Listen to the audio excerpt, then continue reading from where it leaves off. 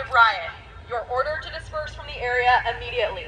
Failure to disperse will result in the use of tear gas and/or impact munitions. You may be subject to arrest. Disperse to the south towards Whole Foods.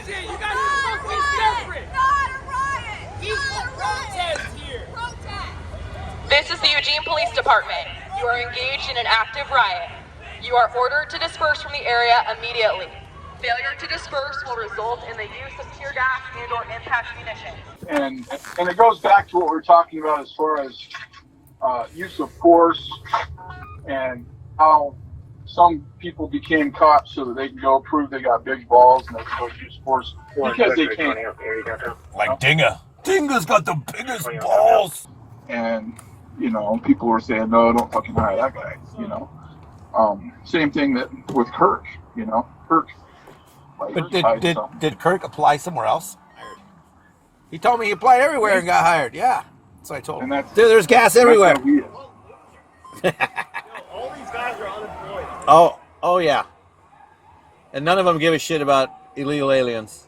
You know what I mean? They don't know any. Who threw all that gas? You guys? I think it was like the Vortex guy. Oh, what's that? What a Vortex? Like Border Patrol Tactical Team. Oh, they're here? Those guys are badass. Dude, there are so many times where she called him saying, do you know where my husband is? And dude, he would lay me out so much. Oh, he's probably fucking this one nurse. You know, you talk about domestic violence, dude. His wife thought he was domestically violent, dude.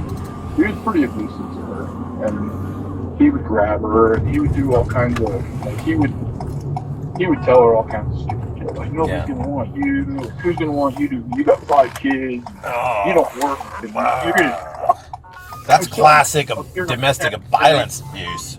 Hoover was doing the same shit, dude. He was like telling me about how he beat his daughter. That bitch, she's my daughter. You know, I chucked her up against the wall and slapped her face. But I bent her over my knee and isn't that why he got fired? They were at a campground. Weren't they at a campground and he got arrested for domestic violence? How the fuck did he not get hired?